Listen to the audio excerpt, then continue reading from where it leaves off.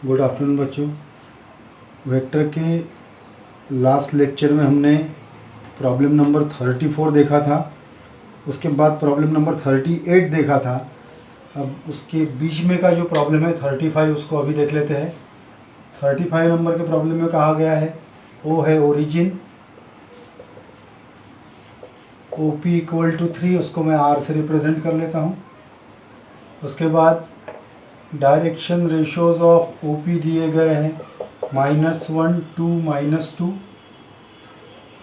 तो हमको coordinates of point P equal to question mark, इसका मतलब मुझे पॉइंट पी के कोऑर्डिनेट्स यहाँ पे निकालने हैं।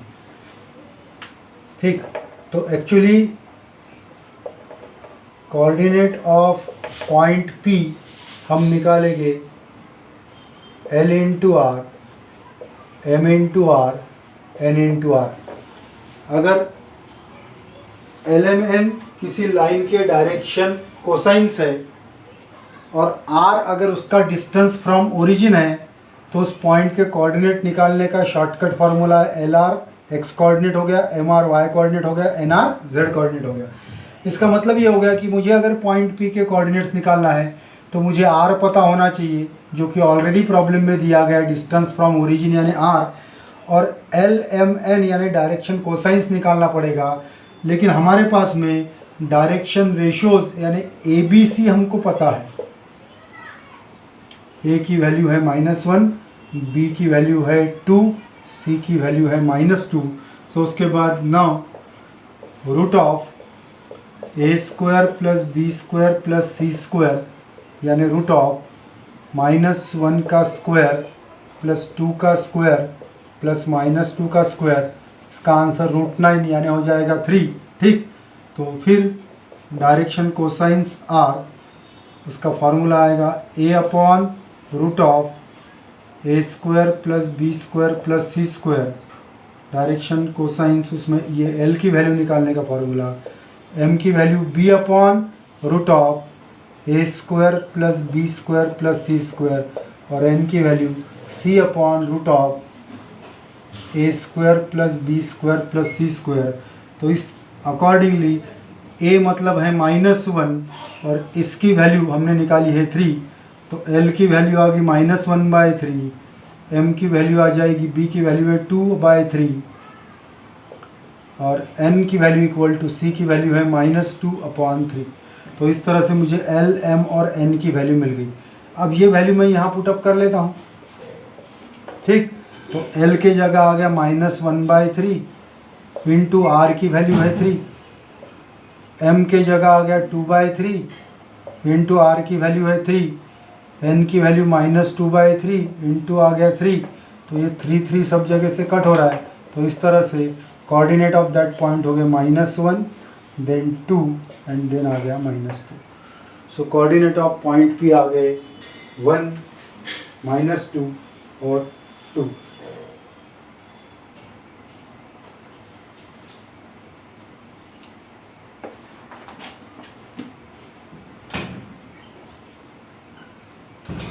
-1 2 और -2, वो है ऑप्शन नंबर बी यहाँ पे। ठीक है, क्वेश्चन में ये ऑप्शन नंबर बी दिया गया है। ठीक है,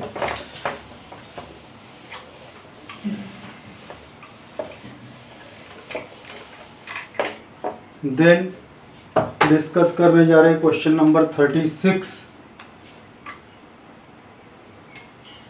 इसमें हमें direction ratios of a line which are perpendicular to the lines having direction ratios, दो लाइन्स है जिसमें से एक लाइन L1 है, दूसरी लाइन L2 है, तो उनके डायरेक्शन रेशोज ऑफ L1 है -1 2 2 और L2 के डायरेक्शन रेशोज है 0 2 1।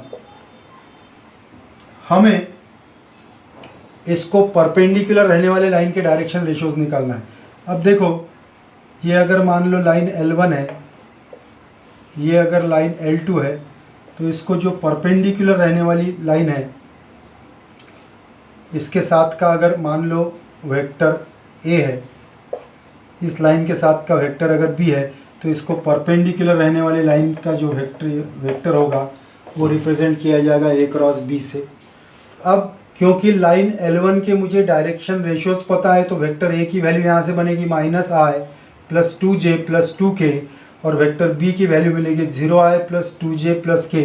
तो अब अगर मैं vector A cross vector B जो कि इसके प्लेन को परपेंडिकुलर रहने वाला वेक्टर है वो वेक्टर पहले निकाल लेता हूँ। तो यहाँ आएगा ijk, उसके बाद वेक्टर ए के कंपोनेंट यानी डायरेक्शन रेशियोज -2 2 2 और इधर आएगा 0 2 1। मैं पहले इसको सॉल्व करके वेक्टर ए क्रॉस बी की वैल्यू निकाल लेता हूँ। तो यहाँ आएगा देखो i इंटू ब्रैकेट में 2 - 4 -j इंटू ब्रैकेट में ये रो गया कॉलम गया -1 -0 प्लस k इंटू ब्रैकेट ये रो गया ये कॉलम गया इट इज़ -2 -0।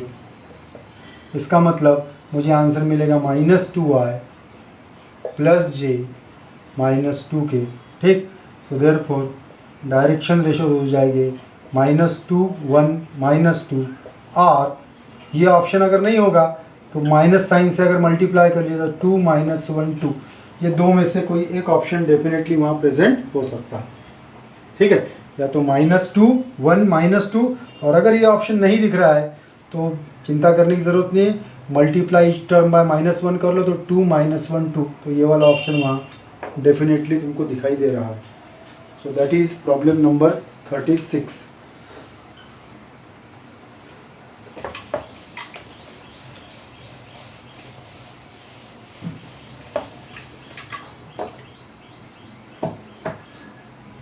उसके बाद डिस्कस कर रहे हैं problem number 37। So let us consider that problem number 37 जिसमें पॉइंट P के कोऑर्डिनेट है 4, 5, x, Q के कोऑर्डिनेट्स हैं 3, y, 4, R के कोऑर्डिनेट्स है 5, 8, 0 और हमसे कहा गया है कि पॉइंट्स P, Q, R दिए गए हैं कोलिनियर, तो हमें फाइंड करना है x + y की वैल्यू। तो अगर मुझे यहाँ पर पॉइंट P के कोऑर्डिनेट, पॉइंट Q के कोऑर्डिनेट और पॉइंट R के कोऑर्डिनेट तो दिए हैं, साथ में इन्फॉर्मेशन है कि ये तीनों पॉइंट्स कोलिनियर है।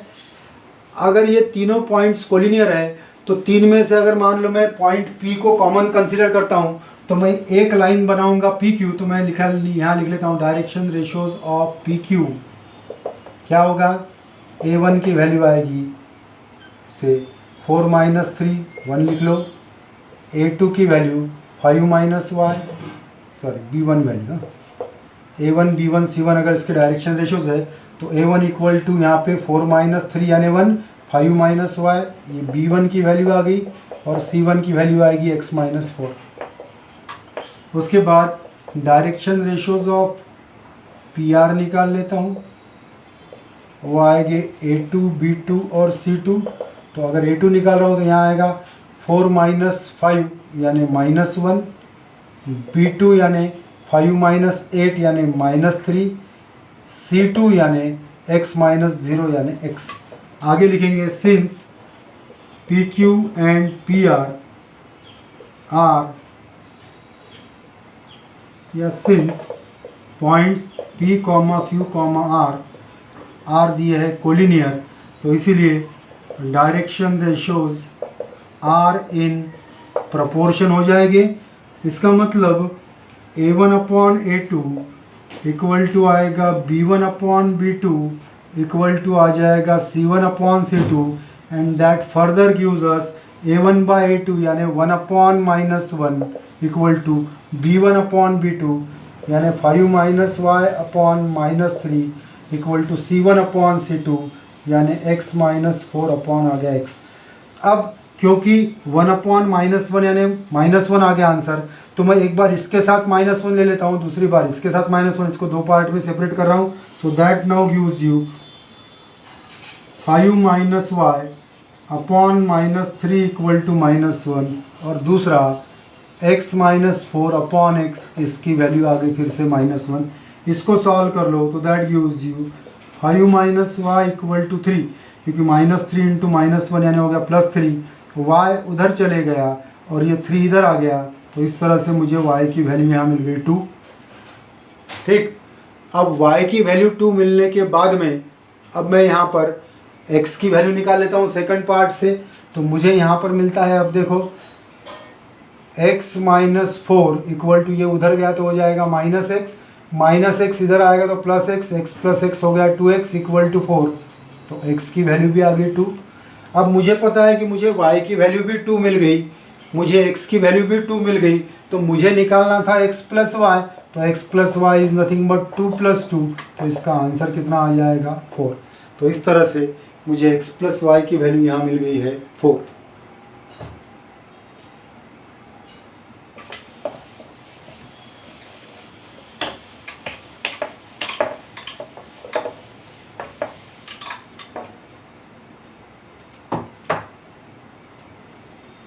प्रॉब्लम नंबर 38 हम ऑलरेडी लास्ट लेक्चर में डिस्कस कर चुके हैं। So now let us have problem number 39, जिसमें हमको कहा गया, देखो the direction cosines of a line passing through P 2 3 -1 and origin मतलब 0 0 0 R। ठीक है, हमको क्या निकालने का है, डायरेक्शन कोसाइंस यानी हमें निकालना है L, M और N की वैल्यू। ठीक, किसी भी लाइन के डायरेक्शन कोसाइंस निकालने का जो फॉर्मूला है, ठीक, वो फॉर्मूला जनरल ये है, A/R, M इक्वल टू आता है B/R और N इक्वल टू आता है C/R, where R equal to हम कंसिडर कर रहे हैं root of A² plus B² plus C²। यहाँ पर R जो है वो मैंने A² plus B² plus C² को ही R कंसिडर किया है। और यहाँ पर ये जो A, B और C है ये डायरेक्शन रेशियोज होते हैं। इसका मतलब डायरेक्शन कोसाइंस LMN निकालने के लिए मुझे पहले डायरेक्शन रेशियोज निकालना पड़ेंगे। तो मैं यहाँ शुरुआत वही कर रहा हूँ, direction ratios of OP are A1 equal to 2 minus 0, B equal to 3 minus 0, C equal to -1 minus 0।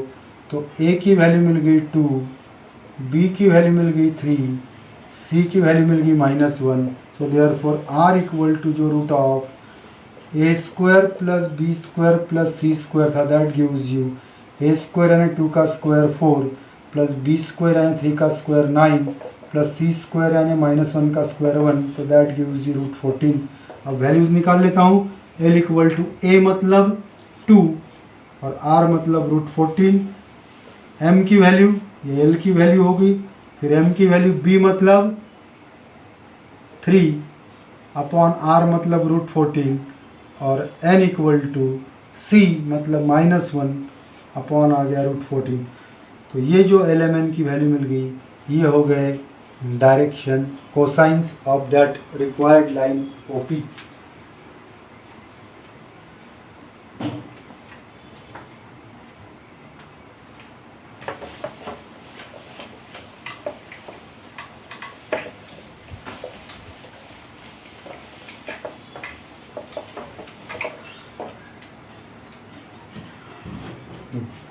अब इसके बाद प्रॉब्लम नंबर 40 देख लेते हैं, जिसमें हमको कहा गया है, देखो the coordinates of point P are.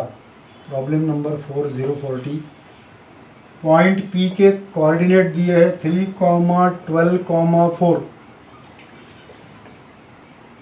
With respect to ओरिजिनो।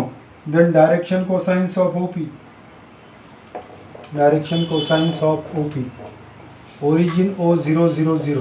so I think this is very much similar to the previous problem।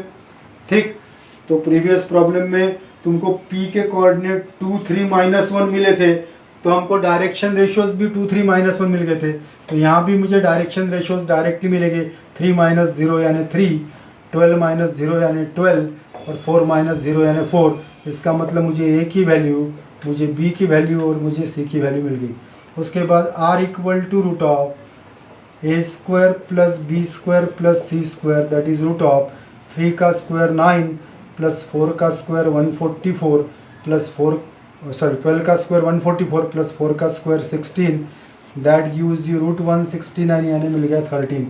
So now L equal to A by R that is nothing but 3/13, M equal to B by R that is 12/13 और N equal to C by R that gives you 4/13.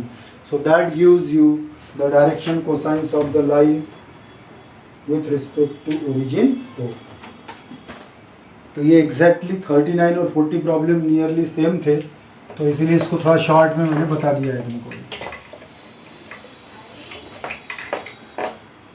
उसके बाद अब जो next problem है वो है problem number 41. So now let us discuss that problem number 41. Problem number 41 में क्या कहा देखो, 1/2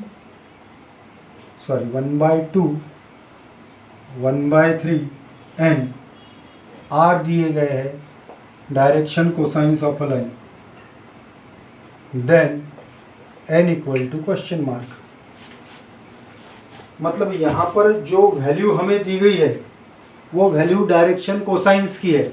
डायरेक्शन कोसाइंस की मतलब हम कह सकते हैं कि यहाँ पे वी हैव L की वैल्यू 1/2 है, M की वैल्यू 1/3 है और N के जगह N ही है.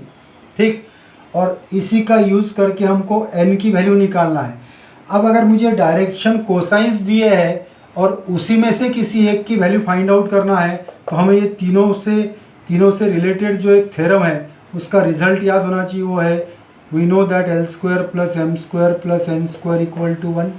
So that gives you 1/2 का स्क्वायर प्लस 1/3 का स्क्वायर प्लस n के जगह n² इक्वल टू 1. तो ये हो गया 1/4 plus 1/9 plus n² equal to 1. इसको सॉल्व कर लो, यहाँ आ गया 36, यहाँ आ गया 9 plus 4 plus n² equal to 1. तो इस तरह से n² की वैल्यू मिल गई 1 माइनस ये 13/36 उधर जाके होगा माइनस 13/36. तो n² की वैल्यू आ गई 36 minus 13/36. So n² equal to आ गया 23/36. तो n की वैल्यू आ गई √23/6. So that gives you the value of n √23/6. तो इस तरह से LMN का जो रिलेशन है उसका यूज़ करके L और M की वैल्यू तो हमको दी गई थी, हमने n कैलकुलेट कर लिया है. तो ये आप लोगों को क्लिक होना चाहिए कि अगर हमको डायरेक्शन कोसाइंस ही दिए है और उसमें से 2 डायरेक्शन कोसाइंस दिए और तीसरा निकालना है तो फिर हमको यही रिलेशन यूज़ करना बेटर रहेगा.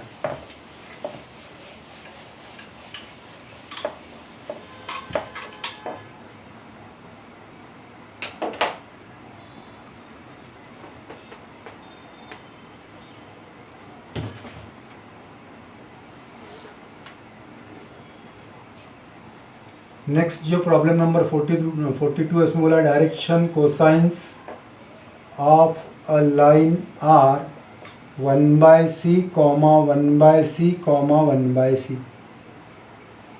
मतलब लाइन के जो डायरेक्शन कोसाइंस है वो 1/c, 1/c, 1/c दिए गए हैं.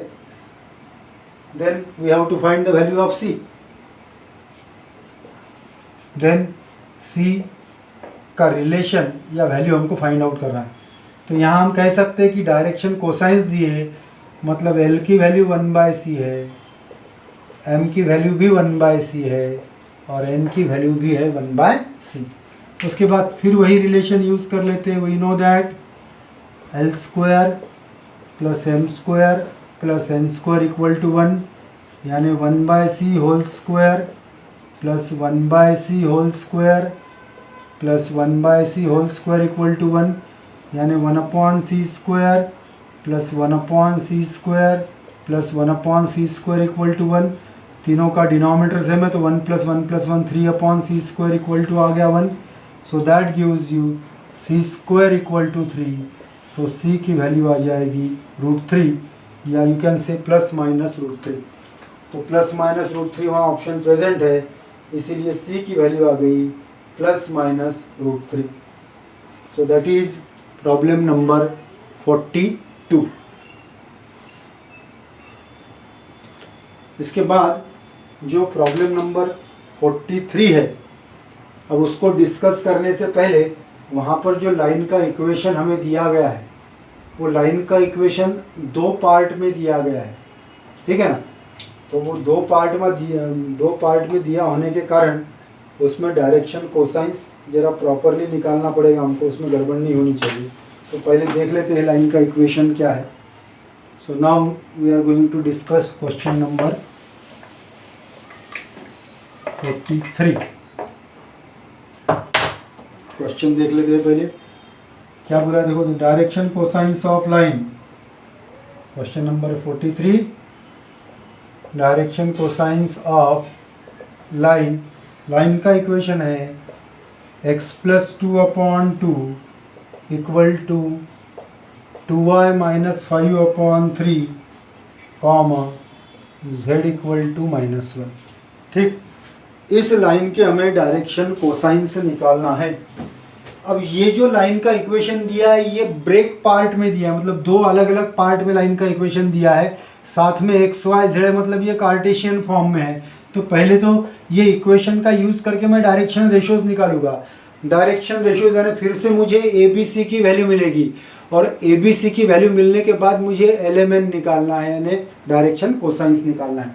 तो पहले यहाँ पर मैं लिख रहा हूँ इक्वेशन को प्रॉपरली। देखो, the equation of given line is x+2/2 equal to 2y - 5/3 comma z equal to -1। तो इसको तो मैं लिख लेता हूँ x+2/2 as it is. Actually यहाँ y का कोएफिशिएंट 1 होना चाहिए, 2 कॉमन लेता हूँ तो यहाँ आएगा y - 5/2/3, और यहाँ पर z+1 इक्वल टू 0। तो जब भी इक्वेशन ये फॉर्म में आएगा तो इस पार्ट का डायरेक्शन रेशियोज यानी z के साथ z के अपॉन में जो टर्म होगी वो 0 रहेगी, इसलिए इसका थर्ड डायरेक्शन रेशियो हमेशा 0 आएगा। अभी भी मैं इक्वेशन को प्रॉपर फॉर्म में लिखना ज़रूरी है। तो x+2/2 equal to y - 5/2 upon, ये नीचे आएगा तो हो जाएगा 3/2 कॉमा z+1 इक्वल टू 0। तो यहाँ लिखेंगे डायरेक्शन रेशियोज आर 2, 3/2, और ये पार्ट का डायरेक्शन रेशियो हमेशा आएगा 0। आगे के स्टेप में लिख लेते हैं हम, मल्टीप्लाई ईच टर्म बाय 2। तो ये 2 × 2 हो गया 4, इसको 2 से मल्टीप्लाई करने पर 2 कैंसिल हो जाएगा, आएगा 3, और 0 × 2 यानी आ जाएगा 0। इसका मतलब अल्टीमेटली मुझे डायरेक्शन रेशियोज यानी a की वैल्यू मिल गई 4, b की वैल्यू मिल गई 3, c की वैल्यू मिल गई 0। So root of a² + b² + c² यानी रूट ऑफ 4 का स्क्वायर 16, 3 का स्क्वायर 9, 0 का square 0। So that is r equal to मिल गया यहाँ पे 5। इसी को मैंने r कंसीडर कर लिया तो r की वैल्यू मिल गई 5। So now l equal to a/r, m equal to b/r, और n इक्वल टू होगा c/r। तो a/r यानी 4/5, b/r यानी 3/5, और c/r यानी 0/5। तो यहाँ पे डायरेक्शन कोसाइंस हो जाएंगे 4/5, 3/5, 0। तो इस तरह से वो जो लाइन है उसके डायरेक्शन कोसाइंस हो गए 4/5, 3/5 और 0। सो इस तरह से हम डायरेक्शन कोसाइंस फाइंड आउट कर सकते हैं अगर लाइन का इक्वेशन ब्रेक पार्ट में दिया है, मतलब 2 लाइन को ब्रेक करके जो लाइन के इक्वेशन दिए है वो पार्ट में अगर लाइन का इक्वेशन दिया है तो हम उसके डायरेक्शन कोसाइंस फाइंड आउट कर सकते हैं। एक बार फिर बता रहा हूँ, जरा ध्यान देना है। लाइन का इक्वेशन 2 पार्ट में है, तो ये पार्ट जो है वहाँ पर x और y के कोएफिशिएंट 1 होना चाहिए, यहाँ ऑलरेडी 1 है, तो इसीलिए इसका ये पार्ट का डायरेक्शन रेशियो तो 2 आएगा, लेकिन यहाँ मुझे कोएफिशिएंट 1 करने के लिए 2 कॉमन लेना पड़ेगा, तो ये 5/2 होगा। नेक्स्ट स्टेप में इसको नीचे लेके आएंगे। अब y का कोएफिशिएंट यहाँ पे 1 हो गया, तो ये पहला डायरेक्शन रेशियो यानी a की वैल्यू हो गई, ये दूसरा डायरेक्शन रेशियो यानी b की वैल्यू हो गई, और ये ऐसा जो सेपरेट पार्ट होता है एक्चुअली मैं इधर में ट्रांसफर करूँगा तो इसके अपॉन में 0 आने वाला है, इसका मतलब इसका डायरेक्शन रेशियो क्या हो गया 0। इसलिए डायरेक्शन रेशियो की वैल्यू आएंगी 2, 3/2 और 0। लेकिन डायरेक्शन रेशियो हम फ्रैक्शन में कंसीडर नहीं करते, तो अपॉन में जो नंबर होता है उससे हर एक टर्म को मल्टीप्लाई कर लो, तो ये तुमको डायरेक्शन रेशियोज यानी ABC की वैल्यू मिल गई। ABC की वैल्यू मिलने के बाद R यानी root of A square plus B square plus C square वो निकाल लिया 5, फिर L equal to A/R, M equal to B/R और N इक्वल टू C/R, ये कंसिडर करके हमने उसके डायरेक्शन रेशियोज यहाँ पे निकाल लिए हैं।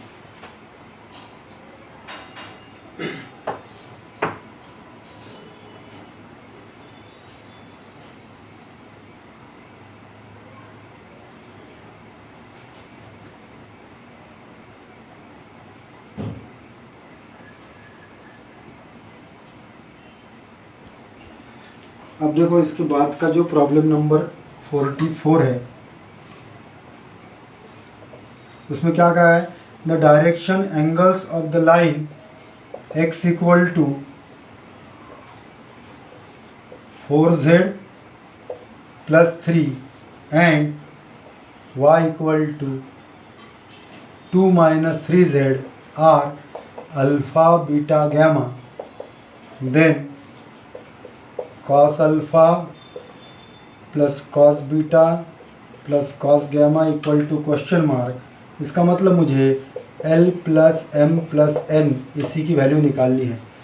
अब यहाँ पर देखो ये प्रॉब्लम भी थोड़ा सा डिफरेंट इसीलिए है क्योंकि यहाँ लाइन के इक्वेशन में x equal to 4z plus 3 दिया है, मतलब x की वैल्यू z के फॉर्म में दी है, y की वैल्यू भी z के फॉर्म में दी है, वही इस प्रॉब्लम की हिंट है।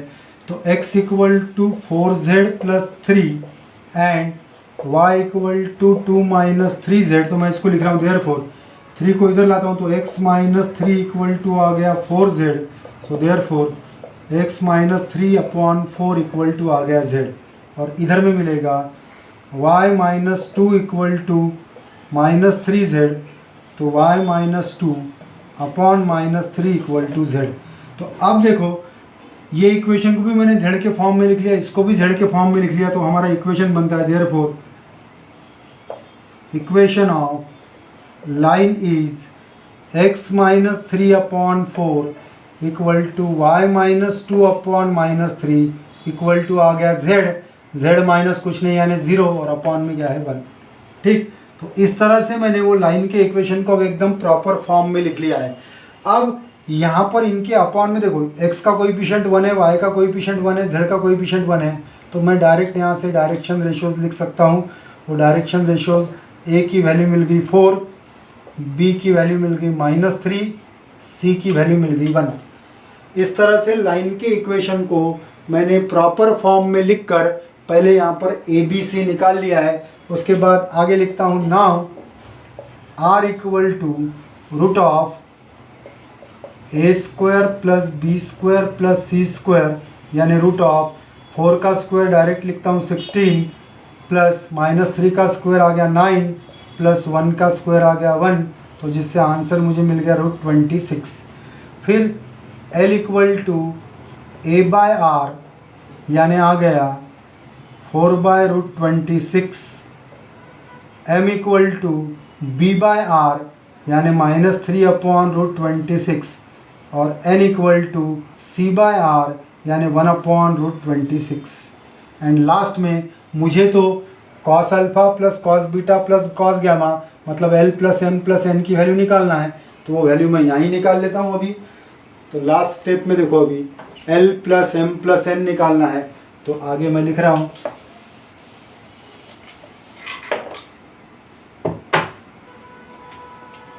Since L equal to cos alpha, M equal to cos beta होता है, N equal to cos gamma होता है, so therefore cos alpha plus cos beta plus cos gamma मतलब ही L plus M plus N यानी 4/√26 plus -3/√26 plus 1/√26, तो upon में तो √26 आ ही रहा है, 4 माइनस 3 यानी 1, 1 प्लस 1 यानी 2।